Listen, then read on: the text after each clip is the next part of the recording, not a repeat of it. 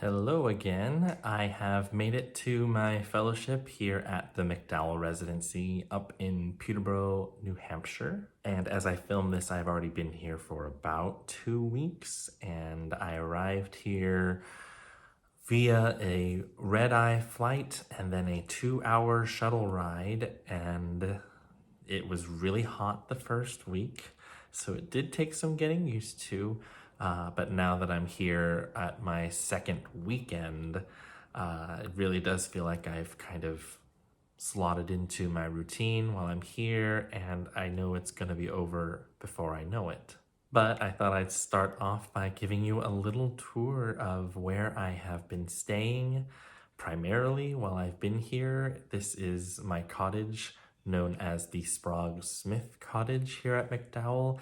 And this is where I, as you can see, have a piano to do my compositional work, and this is also where I sleep. So let's start with a little walk around tour here. So this is the exterior of the Sprague-Smith Cottage. You can see back there is the pathway that takes me to the main road. That'll get me to the main building, right now known as Main Hall, and that's where we will have our breakfast and communal dinners.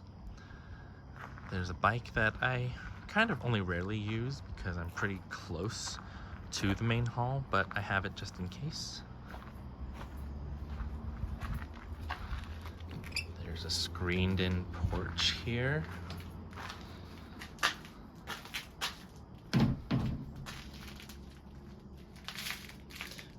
Now, we don't really need the firewood in the summer, but there is some there.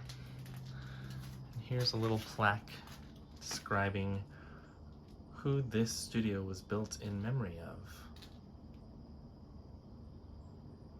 And this is Sprague-Smith Studio. Over here to my right, oh, door made some creaky noise. Here to my right is a little closet where I have some clothes hanging. It is summer, and we are in the wilderness, so I don't really have a lot of clothes I need to hang up, but a couple of nicer shirts just in case. There's my luggage. Over here is a Steinway Grand where I can work on writing my shows. I've used this wall space to kind of keep track of where I am with my tasks. Beautiful views of the forest outside. There's a little Goomba that I brought with me. And this desk, I don't actually use as a desk, I use it as a place to put my clothes. A fan, which came in very handy when things were really hot last week. A lovely little bed. Rocking chair, fireplace, which again we don't use. Armchair. There's my desk. It's essentially a pretty big dining table more than a desk, but it serves its purpose. You know, this side has a lot of my work stuff. In the middle there is where my laptop is, and these books is what I've stacked up in order to put my camera stand on so I can film this. And then over here is more like medications and food items, leading into this little kitchen station here with a microwave, tea kettle, toaster, and refrigerator. Now this basket is what they deliver the lunches in, and then every evening I just have to make sure I go and return it. And then here is the restroom. Now you may have noticed something interesting, which is where is the shower? So some of the studios here are live-in studios, which mean that they have a full restroom available, which is a toilet, sink, plus a shower. And a lot of the cottages actually are not live-in. So what they do is they give us another bedroom in a separate house that is like a multi-bedroom house that also has a couple showers. So when we need to shower, we can use that bedroom to keep our toiletries and towels in, and then go and use that shower in that other building. There are some people here who decide to sleep in that other bedroom. I've opted to sleep in my studio here because it feels more private, and if I need to get up later at night doing something, I'm not going to wake somebody else up. But I've spoken to people who are doing both. People who are sleeping in their studios like I am, and people who have decided to sleep in the other building that has the showers and then come and walk out to their studios. So that did take some getting used to as far as setting up my routine. I'm somebody who likes to shower in the mornings, but when I got here, and especially when the weather was warmer, I realized that if I showered in the mornings, by the time it hit evening, I was probably going to be all sweaty and gross again before I went to bed, given the weather. So I had to change up my routine so that I decided to then shower in the evenings. And it just took some getting used to. And I cut my hair short enough before I got here so that it doesn't matter too much that I wake up with some bedhead. But that's a bit of the adjustment that I had to do, especially coming to a place that has weather that I'm not used to back at home.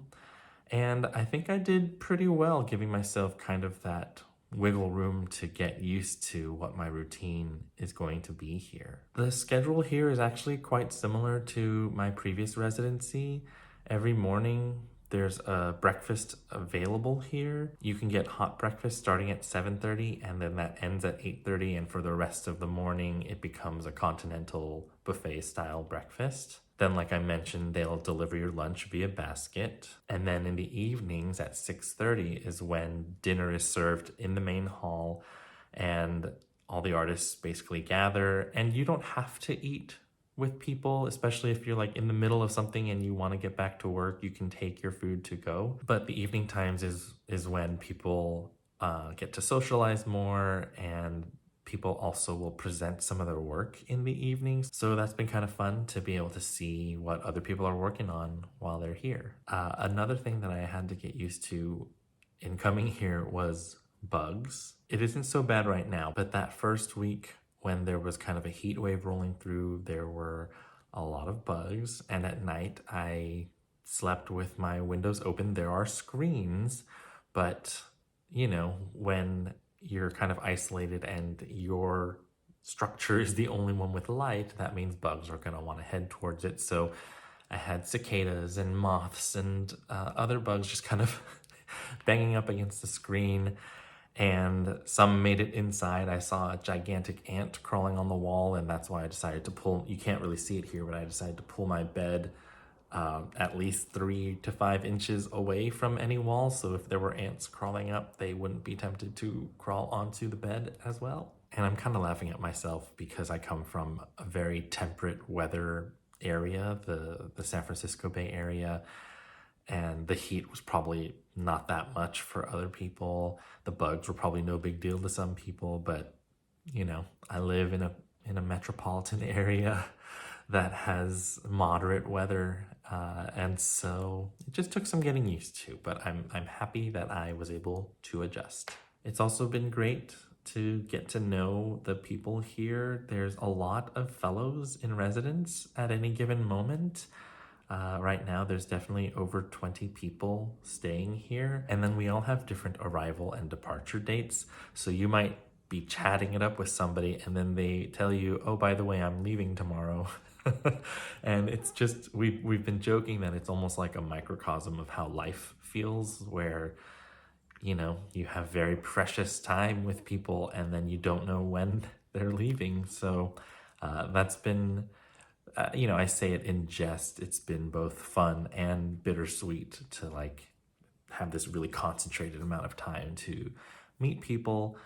But it's been great because, you know, everybody is so passionate about what they do, and people here have done some really cool stuff. And at the same time, if you don't really want to hang out with people, it's kind of understood that we respect each other's boundaries, that some people are just here to focus on their work, and some people are here to focus on their work as well as commune and eat and enjoy nature. And There's been some groups that have gone to a nearby lake quite frequently and have enjoyed swimming there.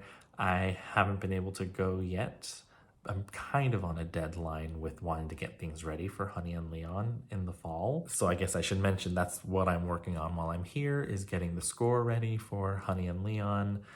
What I mean by that is the piano score is pretty ready, and now I need to incorporate a second instrument, and I've decided to add a reeds player.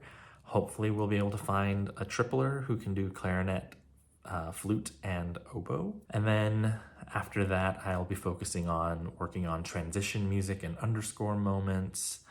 And then hopefully that'll help kind of get things ready for Honey and Leon so that I can shift focus towards working on Happy Pleasant Valley for the remainder of my time here. I almost forgot to point out one of the coolest things about these cottages is they have these, okay, well, they call them tombstones. I don't love that they're called tombstones, but they have these crest shield things, and people have written their names, the folks who have stayed here before.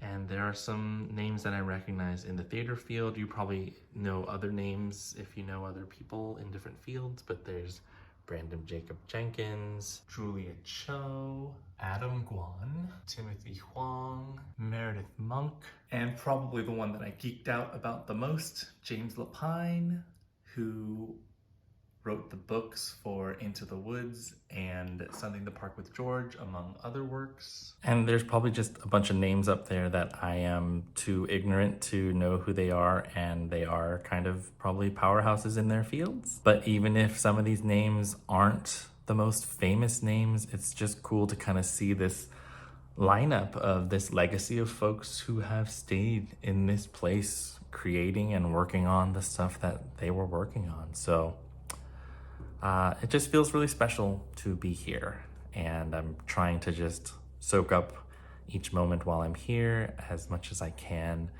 as well as be productive and enjoy the company of other artists. So that's what's happening here at MacDowell. Alrighty, I'm not even gonna hide the fact that I am going to shoot the next video right now, so you'll see me wearing like the exact same stuff, but I had some free time today that I wanted to just use to make these videos, so I will be recording the next video now, but you will be seeing it in a couple weeks. So till then.